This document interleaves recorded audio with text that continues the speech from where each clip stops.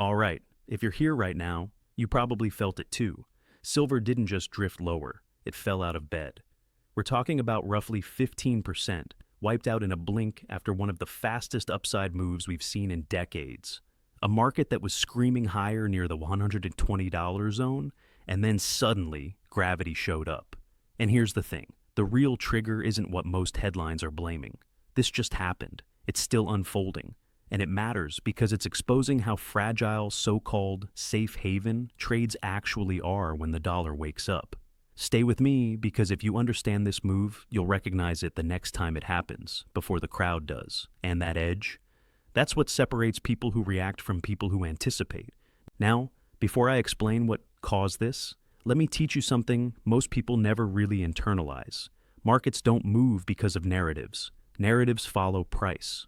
What actually moves markets is positioning. Who's in, how leveraged they are, and what forces them to react when conditions change. Think of price like a crowded elevator. As long as everyone believes it's going up, nobody moves. But the second the cable twitches, people rush for the door. That's not emotion, that's mechanics. And silver, heading into this move, was one of the most crowded momentum trades on the planet.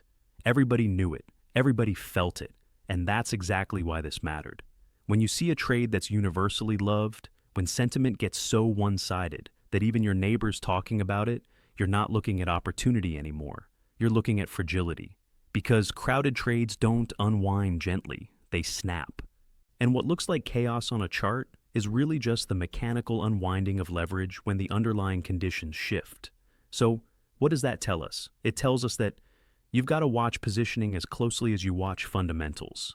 Maybe more closely. Because fundamentals set the stage, but positioning determines the volatility of the move. If this is making sense so far, drop a comment and let me know where you're watching from. I want to know who's paying attention to this stuff in real time. Now here's what's actually happening. Let me break down the sequence because this wasn't random at all. First, the US dollar surged, and it surged fast. After renewed uncertainty around Federal Reserve, leadership rattled currency markets. The dollar index spiked higher in a matter of hours. That matters because silver is priced in dollars. When the dollar spikes, metals don't just drift lower, they get repriced instantly. Every dollar higher makes silver more expensive for foreign buyers. Demand gets choked, algorithmic traders recalibrate, and the mechanical bid that was supporting price on the way up suddenly reverses. It's not sentiment, it's math. The dollar went up, so the math changed. Then comes the second layer. Silver wasn't just owned, it was leveraged. Futures, options, structured products, momentum funds, all stacked on top of the same trade. You've got hedge funds running long gamma. You've got retail traders piling into call options. You've got trend-following systems that only know one direction. When the dollar ripped higher, margin pressure hit immediately. Stops triggered, forced selling kicked in, liquidity thinned. And what looks like volatility on a chart was really an air pocket created by everyone trying to exit the same door at once. This is the cascade. Dollar up, silver down, leverage unwinds, price accelerates lower, sentiment flips in minutes. But here's the part that should make you nervous, and also smarter. The sell-off didn't need bad silver news. It didn't need collapsing demand or mine supply surging or industrial users backing away. It just needed a currency shock to expose how stretched the positioning had become. That's the beauty and the danger of leverage markets. They don't need fundamental reasons to move violently. They just need a catalyst to expose imbalance. And once that imbalance gets exposed, the mechanics take over. Margin clerks don't care about your thesis. Liquidation algorithms don't care about fundamentals. They care about one thing, risk limits. And when those limits get breached, selling happens whether you want it to or not. Now, let me show you what very few people are talking about. The speed of this move tells you something critical about market structure. When you see a 15% drop in hours, not days, that's not normal profit taking. That's forced liquidation. And forced liquidation creates something really important. Overshoots. Because when selling is mechanical, price doesn't stop at fair value. It stops when the forced sellers are exhausted. That's why these moves tend to V-shape or at least stabilize quickly. Not because bulls suddenly show up, but because the selling pressure that created the move runs out of fuel. You're watching a pressure release, not a fundamental repricing. And that distinction matters because it tells you how to think about what comes next. These moves don't end because people panic. They end when forced selling exhausts itself. And that's not a feeling. That's a process. You can measure it. You can watch it. You can see when open interest starts to decline, when volume spikes but price stabilizes, when volatility compresses after the initial shock. Those are the mechanical signals that tell you the unwind is nearing completion. Now, zoom out for a second, because this is the exact same playbook we've seen before. In 2011, silver went parabolic. Sentiment went euphoric. You had guys on TV saying silver was going to 200, maybe 300. And then a violent collapse followed. Silver dropped nearly 35% in 5 days. 5 days. But that collapse wasn't the end of silver's relevance. It was an inflection point. It cleared out the weak hands, reset positioning, and set up the next phase of the bull market. Same thing in 2020. After a vertical rally during the pandemic, silver sold off brutally as dollar dynamics shifted. Everyone thought the trade was over, but it stabilized, consolidated, and set up the move we just saw into 2025. Every time this has happened, the pattern is consistent. Parabolic runs don't unwind gently. They reset through shock. And when you look at the larger story, supply constraints didn't magically disappear just because price corrected. The structure didn't break. The leverage did. Industrial demand is still rising. Solar, EVs, electronics, all still consuming silver at rates that exceed mine supply. Above-ground inventories are still tight. The fundamental picture didn't change overnight. What changed was the short-term positioning and the dollar backdrop. That's it. Go back even further. In the late 1970s, silver went from $6 to $50 in a matter of months. Then it crashed back to $10. Was the bull market over? No. It reset, consolidated, and ran again. Why? Because the underlying monetary conditions that drove the move were still in place. The leverage just needed to clear. That's the lesson. Volatility within a bull market looks like the end of the world when you're in it.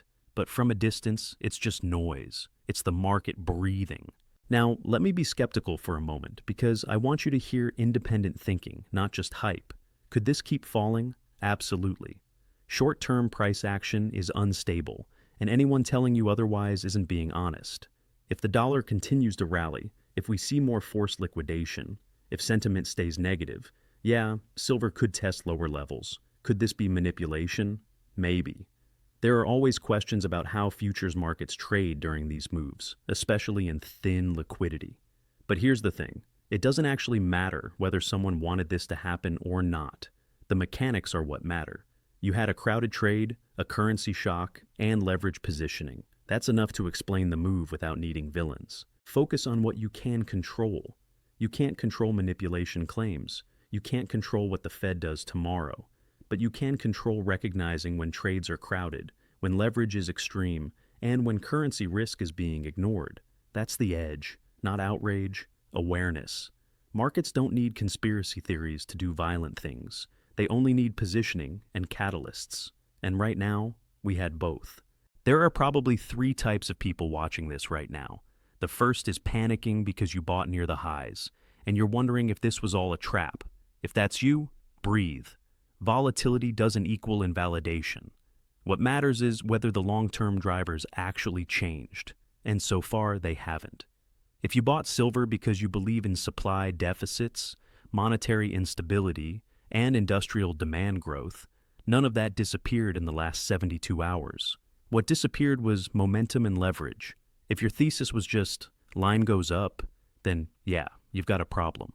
But if your thesis was structural, this is just noise. Painful noise, but noise. The second type is convinced this proves silver is broken forever. If that's you, ask yourself why the same arguments show up after every violent correction in every bull cycle. Silver's a scam. Manipulation will never let it rise. The rally's over. I've heard it in 2011, 2013, 2020, and now again. And every time, the people saying it missed the next leg up because they confuse short-term pain with long-term invalidation. Don't be that person. Think critically. Look at the data. Ask whether the fundamentals changed or just the price.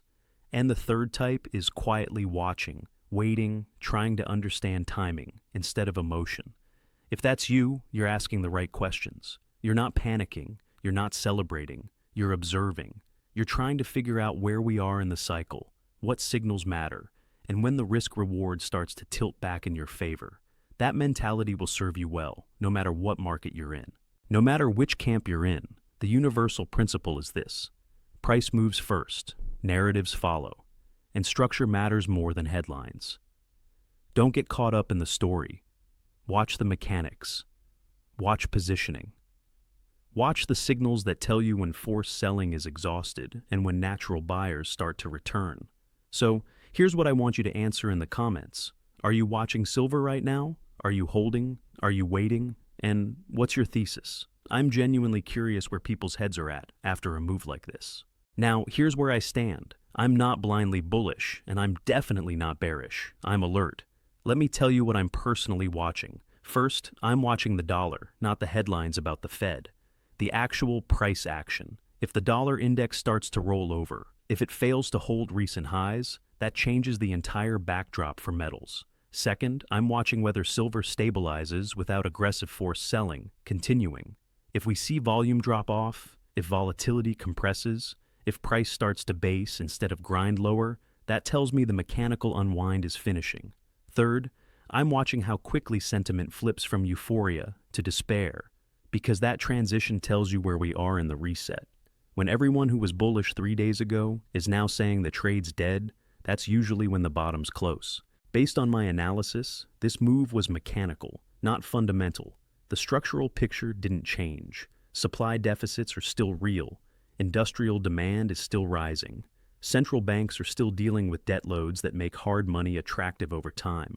Those things didn't vanish because the dollar spiked and leveraged traders got squeezed. What changed was short-term positioning, and short-term positioning resets fast when it's forced. If history rhymes and silver stabilizes here, or slightly lower, the move that follows could surprise people. Not because of hype, but because the people who sold in panic won't be positioned when the next leg starts. And the people who stayed calm, who understood the mechanics, who recognized this as a reset instead of a reversal, they'll be the ones positioned ahead of the crowd. Now, I'm not a financial advisor. This is not financial advice. Do your own research. Verify everything I've said. Check the data yourself. Don't take my word for it or anyone else's. Your capital, your risk, your decision. But if you made it this far, you're the type of person who thinks independently. You're not here for hype. You're here to understand. And that mentality will serve you well no matter what happens next. If this breakdown helped you see the market more clearly, share it with someone who needs to hear it. Subscribe if you want more analysis like this. And stay sharp out there. Think critically, verify the data, and make your own decisions.